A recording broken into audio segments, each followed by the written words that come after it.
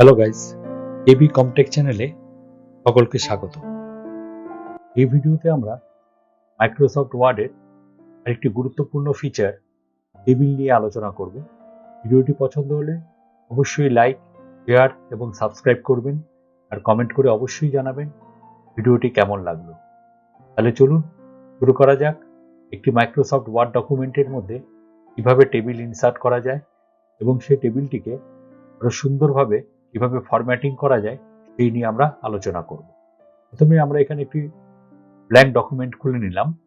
এখান থেকে আমরা ইনসার্ট ট্যাবে ক্লিক করে টেবিলস গ্রুপের আন্ডারে টেবিল অপশনে ক্লিক করলে এখানে একটি চার্ট চলে আসবে যেখান থেকে আমরা টেবিল ইনসার্ট করতে পারি।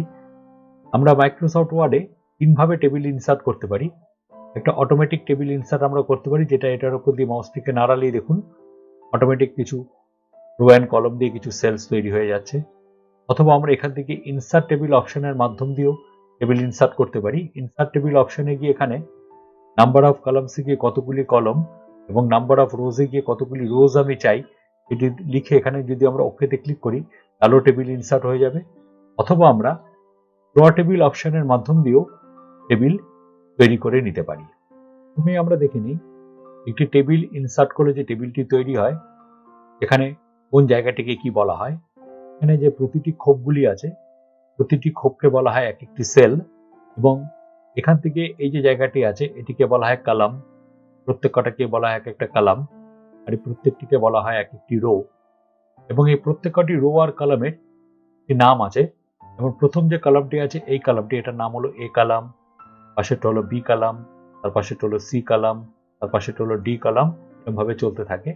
আর রোগুলির নামকরণের নাম্বার দিয়ে, যেরকম এটি হলো 1 নম্বর রো, এটি হলো 2 নম্বর রো, এটি হলো 3 নম্বর রো, এটি হলো 4 নম্বর রো, এইভাবে পরপর নাম্বারগুলি চলতে থাকে। আর এই টেবিলটি ডকুমেন্টের মধ্যে চলে এলেই এখানে আলাদাভাবে দুটি ট্যাব তৈরি হয়ে যাবে, একটি টেবিল ডিজাইন এবং একটি লেআউট নামক দুটি ট্যাব চলে আসবে। এই ট্যাব দুটির মাধ্যম দিয়ে আমরা টেবিলের মধ্যে আরো যদি এক্সট্রা কোনো রো ঢোকাতে চাই বা কলম ঢোকাতে চাই, বা যদি কোনো রো বা কলমকে মুছতে চাই, আরো অন্যান্য কিছু কাজ এর মাধ্যম দিয়ে করা যায়। এবং টেবিলটি যখনই আমরা বাইরে ক্লিক করব তখনই দেখুন এই ট্যাব দুটি এখান থেকে চলে যাচ্ছে। আমরা এখানে তাহলে ইনসার্ট ট্যাবে ক্লিক করে টেবিলস অপশনের আন্ডারে টেবিলে ক্লিক করে আমরা এখান থেকে আমাদের সুবিধা মতো যদি রো আর কলম নিতে চাই তখন আমরা এখান থেকে যেতে পারি ইনসার্ট টেবিল অপশনে। যদি আমরা কোনো মার্কশিট বানাতে চাই তাহলে আমরা এখানে নাম্বার অফ কলামস লিখে দিলাম, মনে করা যাক 10, আর নাম্বার অফ রোজ মনে করা যাক লিখে দিলাম 10। তাহলে 10টি কলাম এবং 10টি রো বিশিষ্ট একটি টেবিল তৈরি হয়ে যাবে। এবং প্রত্যেকটা সেলগুলির আলাদা আলাদা নামকরণ হবে। যেরকম এই সেলটির নাম হবে, এটি এ কলামের 1 নম্বর রোতে আছে তাই জন্য এটির নাম হবে A1, পাশেরটি হবে A2, তার পাশেরটি হবে A3, এরকম ভাবে চলতে থাকবে। এবং পরেরটিতে চলে আসলে এটি হবে B1, B2, B3, এভাবে পরপর সেলগুলির নামকরণ চলতে থাকবে। তবে নামগুলি লেখার দরকার লাগে না, এগুলি মনে রাখলেই হয়ে যায়। এবং একদম প্রথম যে রোটি আছে সেই রোটিতে আমরা টেবিলের হেডিংসটি দিয়ে নিলাম। যেরকম প্রথমে আমরা এখানটা লিখে দিলাম নেম, তারপরে এখানটা লিখে দিলাম ক্লাস। একটা সেল থেকে আরেকটি সেলে যেতে গেলে আমাদের এখানে ট্যাব কি প্রেস করতে হবে। এবার এখানে বিভিন্ন সাবজেক্টের নাম লিখে দিলাম, মনে করা যাক বেঙ্গলি, আর একদম লাস্ট কলমটিতে আমরা লিখলাম টোটাল। এবার এখানে আমরা কিছু নাম টাইপ করে নিলাম। তারপর আমরা এখানে কোন ক্লাস আছে সেই ক্লাসটি টাইপ করে নিলাম। মনে করা যাক সবাই ক্লাস 9-এ পড়ে, তাই বারবার টাইপ না করে আমি প্রথম যে 98 লেখা আছে এটিকে সিলেক্ট করে কপি করে আমরা বাদবাকি জায়গাগুলিতে পেস্ট করে দিতে পারি। কপি করার জন্য আমরা প্রেস করতে পারি Ctrl+C, এবং পেস্টের জন্য আমরা ক্লিক করতে পারি Ctrl+V। আগে আমি এই জায়গায় সেলগুলিকে সিলেক্ট করে নিলাম, এখানটা Ctrl+V মারলাম, তাহলে সবকটাতেই 9999 হয়ে গেল। এবার আমরা এখানে রোল কলমের আন্ডারে আমরা রোল নাম্বারগুলি টাইপ করে নিলাম। এবার আমরা বিভিন্ন সাবজেক্টের নাম্বারগুলি এখানে টাইপ করে বসিয়ে নিচ্ছি। এবার আমরা একজনের টোটালটি বার করব। টোটাল বার করার জন্য আমরা এখানে প্রথমে টোটালের এই জায়গাটিতে ক্লিক করলাম। ক্লিক করে এখান থেকে আমরা চলে গেলাম লেআউট ট্যাবে। লেআউট ট্যাবের মধ্যে আমরা ডেটা গ্রুপের আন্ডারে ফর্মুলা যে অপশনটি আছে সেটিতে ক্লিক করলাম। তিনভাবে আমরা এখানে ফর্মুলা টাইপ করতে পারি। যেরকম যে কোনো ফর্মুলা এখানে শুরু হয় সবসময় ইকুয়াল টু চিহ্ন দিয়ে। প্রথমে আমরা এখানে এই কথাটি মুছে দিলাম। এবার আমরা এখানে লিখতে পারি প্রত্যেকটি নাম্বারগুলি। যেরকম আমরা এখানে লিখলাম 78, প্লাস সাইন দিলাম 55। এটা যদি আমরা ওকেতে ক্লিক করি তাহলে দেখুন এখানে টোটালটি চলে আসছে। এটা হলো একটি পন্থা। দ্বিতীয় যে পন্থাটি হলো আমরা এখানে আবার ফর্মুলাতে ক্লিক করলাম, এখানে ইকুয়াল টু চিহ্নটাকে রেখেই বাদ বাকিটাকে মুছে দিলাম।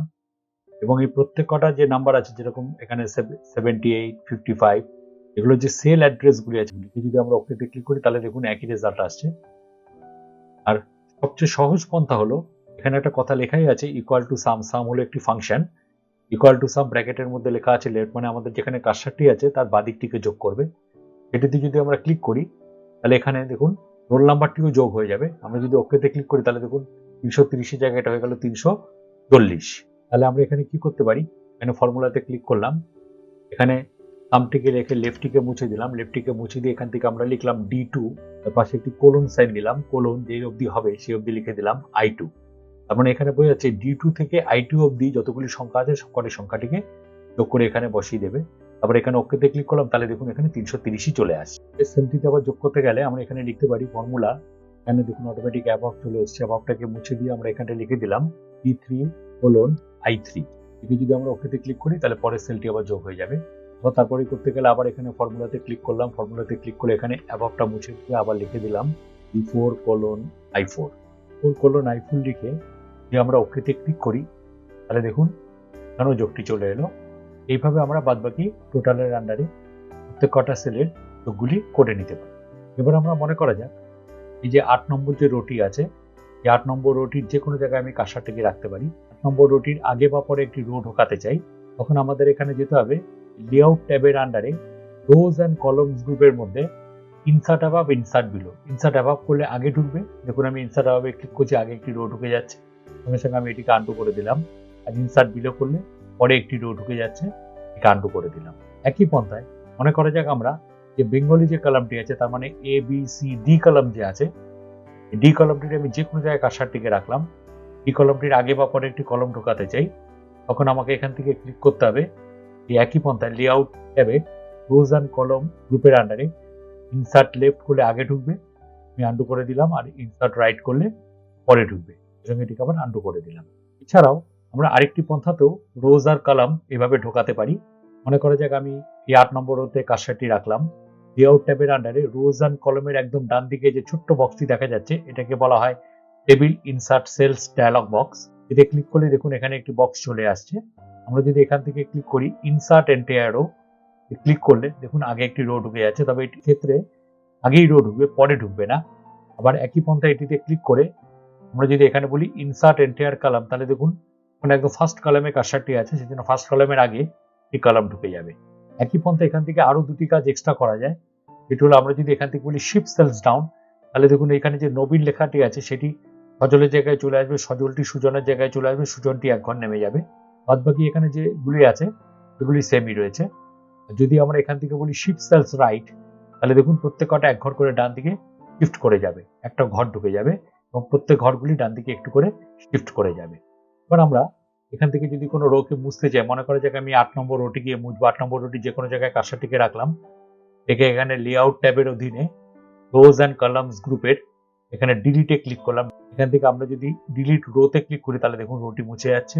আর এখানে ক্লিক করে আমরা যদি ডিলিট কলামে ক্লিক করি তাহলে দেখুন নেম যে কলামটি আছে, মানে এ কলামটি, সেটি মুছে যাচ্ছে। আর যদি এখানে ক্লিক করে আমরা ডিলিট টেবিলে ক্লিক করি তাহলে পুরো টেবিলটি মুছে যাবে। আবার আন্ডু করে আমি ফেরত নিয়ে চলে এলাম। এছাড়াও আমরা এই ডিলিটের এখানে ক্লিক করে আমরা যদি ডিলিট সেলসে ক্লিক করি, এখান থেকে আমরা করতে পারি ডিলিট এন্টায়ার রোতে ক্লিক করে যদি আমরা ওকেতে ক্লিক করি তাহলে পুরো রোটি মুছে যাবে।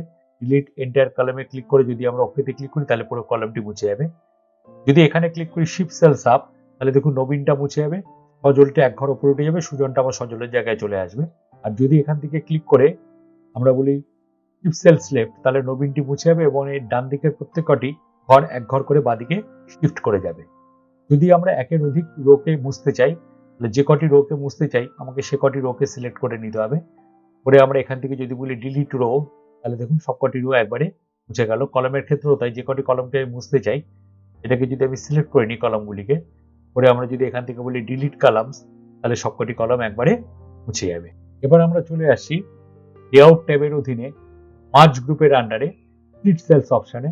মনে করা যাক আমরা এই যে A1 যে সেলটি আছে এটিকে আমরা দুটো ভাগে ভাঙতে চাই, তখন আমরা এখানে বলতে পারি স্প্লিট সেলস। এবার আমরা এখানে নাম্বার অফ কলামসে দেখুন 2 লেখাই আছে, যদি আমরা ওকেতে ক্লিক করি তাহলে দেখুন নেম সেলটি দুটি ভাগে ভাগ হয়ে গেল। আবার দুটিকে যদি একসঙ্গে জয়েন করতে চাই তাহলে দুটি সেলকে একসঙ্গে সিলেক্ট করলাম, করে আমরা এখান থেকে ক্লিক করতে পারি মার্জ সেলস, তাহলে দুটি একসঙ্গে জয়েন হয়ে যাবে। একই পন্থায় আমরা যদি এই A1 সেলটিকে দুটি রোতে ভাঙতে চাই, তাহলে একইভাবে আমরা এখানে গেলাম স্প্লিট সেলস, এখানে নাম্বার অফ কলামসে লিখলাম 1 এবং নাম্বার অফ রোজে লিখলাম 2, যদি ওকে করি তাহলে দেখুন দুটি রোতে ভেঙে গেল। আবার দুটিকে একসঙ্গে জয়েন করতে গেলে দুটিকে একসঙ্গে সিলেক্ট করলাম, পরে এখান থেকে বললাম মার্জ সেলস, বললে আবার দুটি একসঙ্গে জয়েন হয়ে গেল। যদি আমরা টেবিলটিকে ভাঙতে চাই, যেখান থেকে ভাঙবো, মনে করা যাক আমি এই 6 নম্বর রো থেকে টেবিলটিকে আলাদা করতে চাই, তাহলে 6 নম্বর রোতে কার্সারটি রাখলাম যে কোনো জায়গায়, ঠিক এখানে লেআউটের আমরা যদি এখান থেকে বলি স্প্লিট টেবিল, তাহলে দেখুন টেবিলটি দুটো ভাগে ভেঙে গেল। আবার এটিকে যদি জয়েন করতে চাই, তাহলে ফাঁকা জায়গাটায় ক্লিক করে আমরা যদি এখানে ডিলিটতে প্রেস করি, তাহলে দুটি একসঙ্গে জয়েন হয়ে যাবে। মনে করা যাক আমরা টেবিলটির একদম ডান দিকে যে বক্সটি আছে, এখানে দেখুন একটি স্কোয়ার মতো বক্স দেখা যাচ্ছে, এখানে মাউসটি নিয়ে আসলে একটা দুমাথা অ্যারোতে পরিণত হয়ে যাচ্ছে, এটিকে চেপে রেখে আমরা টেবিলটিকে ছোট করে নিতে পারি। এবার আমরা যদি চাই, এখান থেকে আমরা যদি আসি এখানে লেআউট ট্যাবে সেল সাইজ গ্রুপের অধীনে অটোফিট অপশানে, এখানে যদি আমরা ক্লিক করি অটোফিট, যদি আমরা এখান থেকে বলি অটোফিট কন্টেন্ট, তাহলে কন্টেন্টগুলি অটোমেটিক ফিট হয়ে থাকবে, এটা অটোমেটিক করাই রয়েছে। যদি বলি অটোফিট উইন্ডো, তাহলে দেখুন এটি আবার আগের অবস্থায় চলে এলো, যেরকম উইন্ডোর জুড়ে টেবিলটি তৈরি হয়ে গেল। এবার এখান থেকে আমরা যদি মনে করা যাক কোনো রোকে ছোট বা বড় করতে চাই, যে রোটিকে বড় করতে চাই সেই রোটির আগের এখানে নিয়ে আসলে দেখুন একটি দুমাথা অ্যারো চলে আসে, এটিকে চেপে রেখে আমরা রোটিকে বড় করতে পারি, আবার এটিকে চেপে রেখে আমরা রোটিকে ছোট করতে পারি। অথবা আমরা যে রোটিকে বড় করতে চাই সেখানটা ক্লিক করে এখানে দেখুন হাইট অ্যান্ড উইডথ আছে, হাইটে যদি আমরা এখানে আপ অ্যারোতে ক্লিক করি তাহলে দেখুন হাইটটি বাড়ছে, আবার ডাউন অ্যারোতে ক্লিক করলে হাইটটি কমছে। একই পন্থা যদি আমরা কোনো কলমকে ছোট বড় করতে চাই, তাহলে সেই কলমের এখানে আমরা যদি মাউসটিকে নিয়ে আসি, তাহলে দেখুন একটি দুমাথা অ্যারো চলে আসছে, এটিকে চেপে রেখে আমরা বাঁ দিক বা ডান দিকে যদি নেই তাহলে ছোট বড় হবে। যেটাকে আমি ছোট বড় করতে চাই সেখানে রেখে যদি আমরা চেপে রেখে এরকম ভাবে টানি তাহলে ছোট বড় হবে। অথবা আমরা এখানেও যে কলমটিকে ছোট বা বড় করতে চাই সেখানে যে কলমটি যে কোনো জায়গায় কার্সারটিকে রেখে আমরা এখানে উইডথের যে ব্যাপারটি আছে, এখানে যদি আপ অ্যারোতে ক্লিক করি তাহলে দেখুন কলমটি বাড়ছে, আবার ডাউন অ্যারোতে ক্লিক করলে কলমটি কমছে। কিন্তু এইবার ক্ষেত্রে যেটা হলো সেটা হলো কোনো রো বা কলম সমান মাপে নেই, সবকটাকে যদি সমান মাপে আনতে চাই, তাহলে টেবিলের একদম উপরে যে বক্সটি আছে এটিতে ক্লিক করলে পুরো টেবিলটি সিলেক্ট হয়ে যাবে। সিলেক্ট হওয়ার পর আমরা এখান থেকে যদি বলি ডিস্ট্রিবিউট রোজ, এখানে যদি ক্লিক করি তাহলে সবকটা রো সমান অনুপাতে সাজিয়ে যাবে।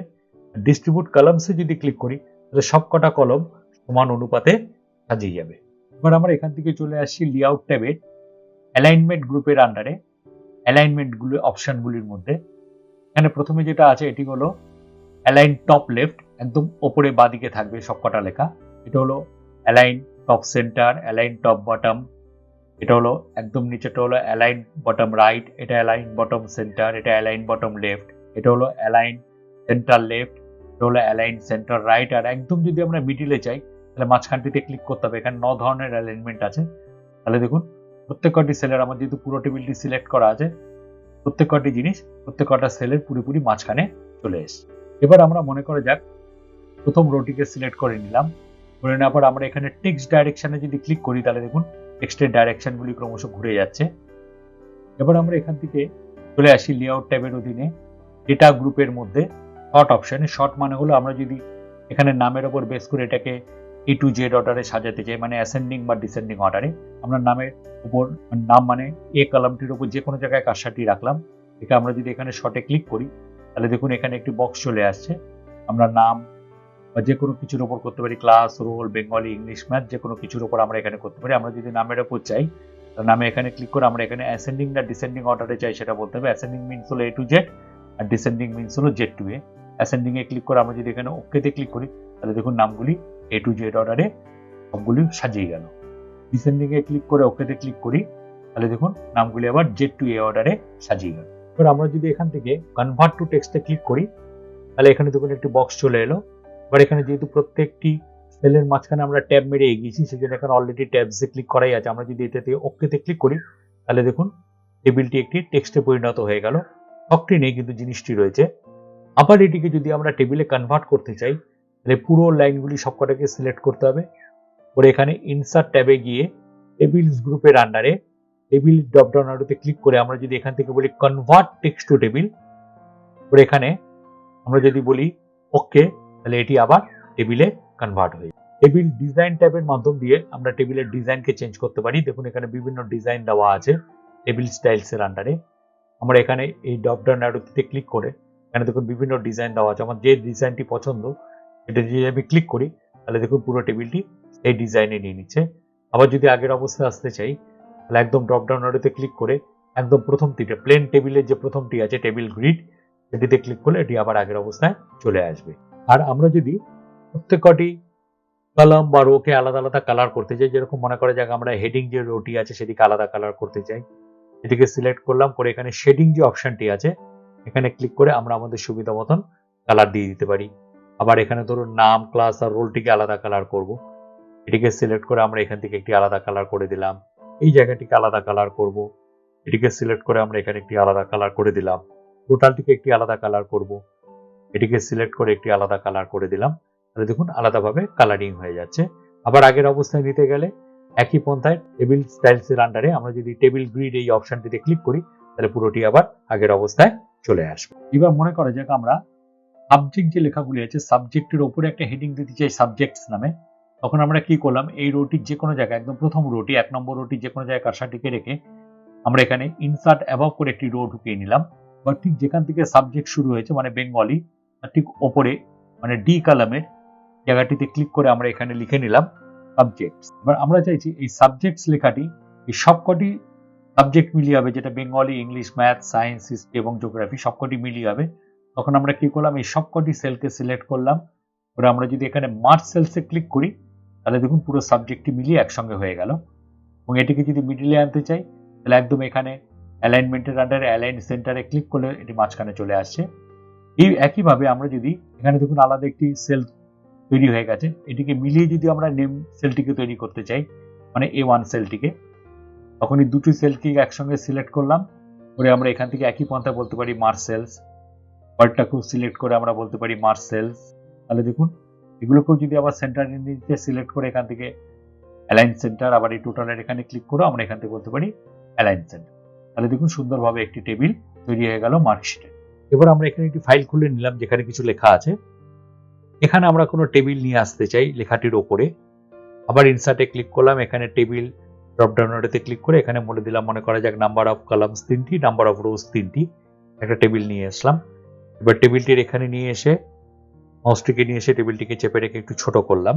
এবার আমরা যদি চাই এই লেখাটি টেবিলের চারদিক দিয়ে হবে তখন এখান থেকে লেআউটে গেলাম, লেআউটে গিয়ে আমরা এখানে টেবিলস গ্রুপের আন্ডারে প্রপার্টিজে ক্লিক করলাম, করে আমরা যদি এখান থেকে বলি সিলেক্ট করে নিই এখানে প্রপার্টিজে গিয়ে যদি বলি সেন্টার তাহলে মাঝখানে চলে আসবে, যদি বলি রাইট তাহলে ডান দিকে চলে আসবে, যদি বলি লেফট তাহলে লেফটে চলে যাবে।